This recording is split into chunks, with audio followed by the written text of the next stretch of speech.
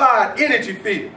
Because once you understand that, then you can say be, and it is. Yeah. But if you don't understand that, you got to depend on preachers and prophets and apostles and deacons talk to me. You got to depend on imams and all kind of people to tell you what the hell to do. Because you cannot connect with your own black mind. Born out of the triple darkness of the universe, you can't connect with that and connect yourself with divine consciousness and find enlightenment. So you stuck in books. And stuck on stupid. Because we cannot rise to the level of consciousness for which we have been created. So what happened to us? We accepted a psychology of ego. The ego is part of this human psyche.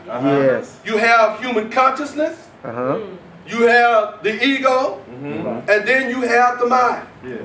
Human consciousness is a direct resident from the universal consciousness itself. The ego is only supposed to instruct you on what you need to do to maintain the body.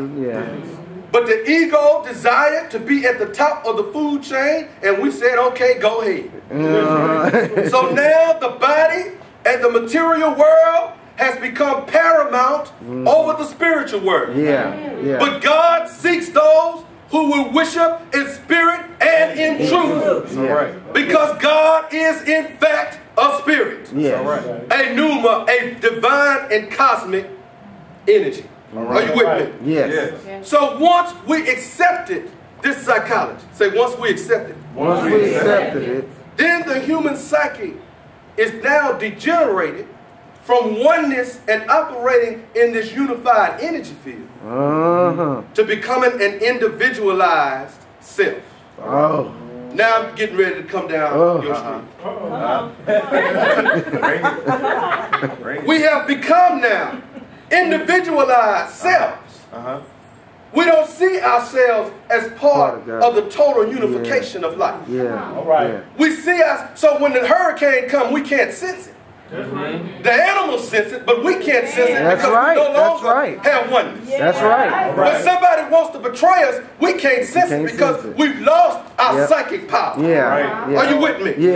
Come on. We've lost our ability to use creative intelligence in many cases to make something from nothing.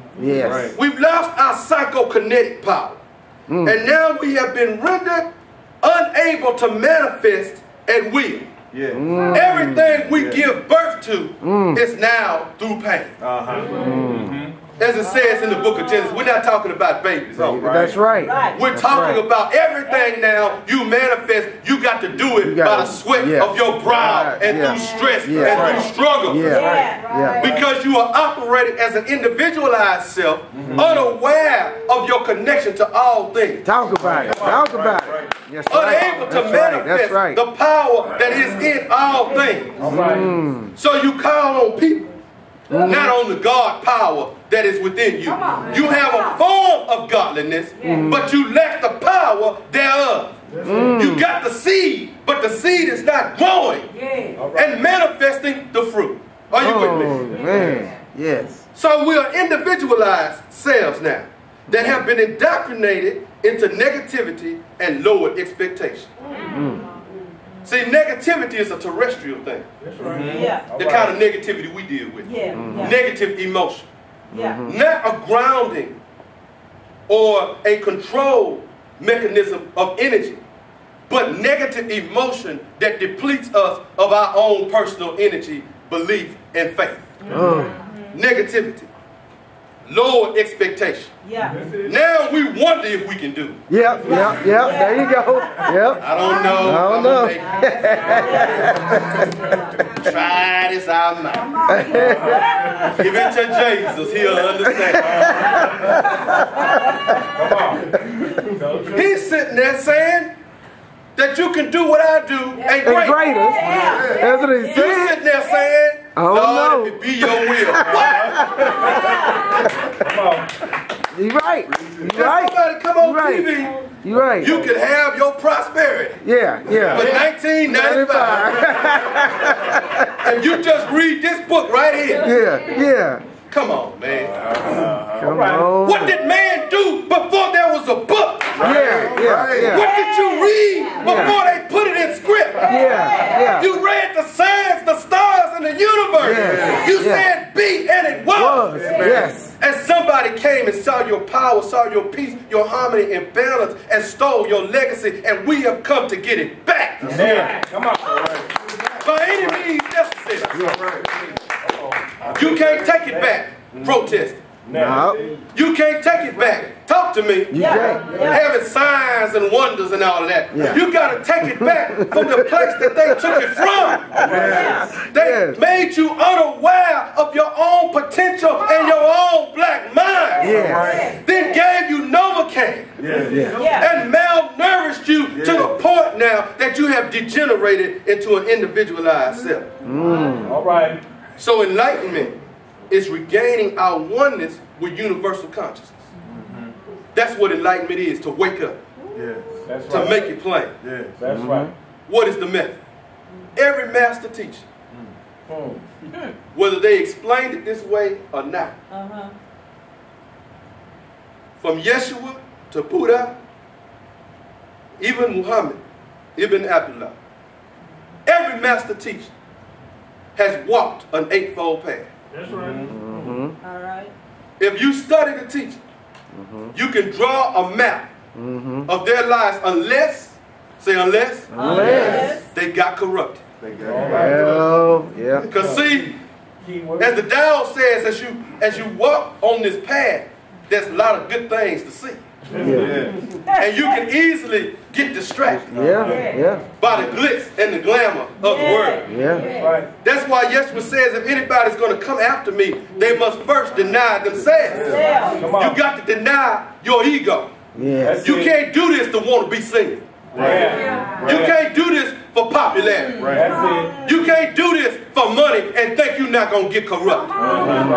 Talk to me. That's right. You can't have 3 and 4 women and think you're going to be square to teach this like this. You're right. On a continuous basis, because your mind is divided by the individualized self. And a double-minded man is unstable in all of his ways.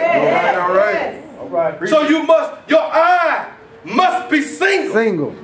Because if your eye is single, your body will be full of light. What is the light? Full of clarity and consciousness. The path will be straight, and the understanding and the knowledge will be made plain. Yes.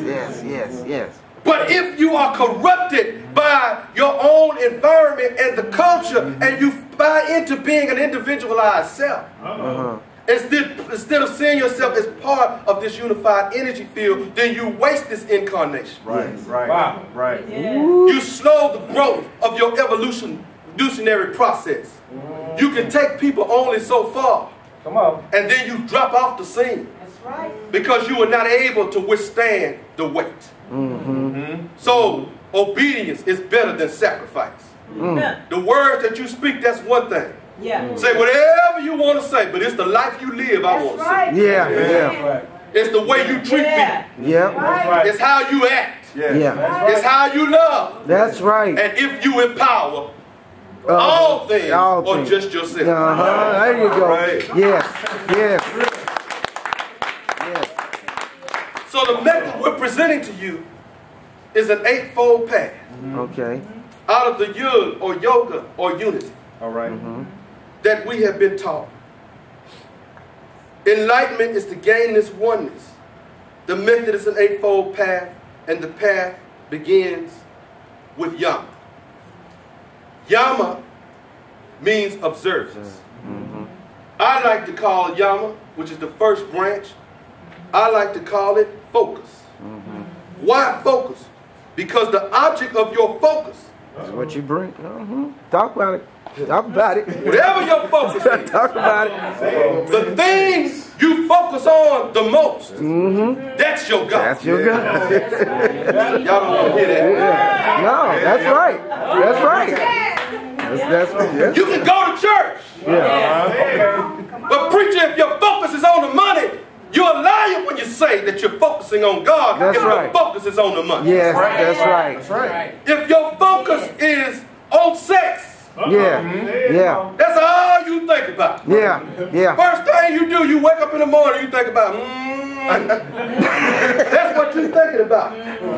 That's your God. Yeah. Yeah. Don't get quiet. Yeah. Yeah. Talk about I was driving down this way.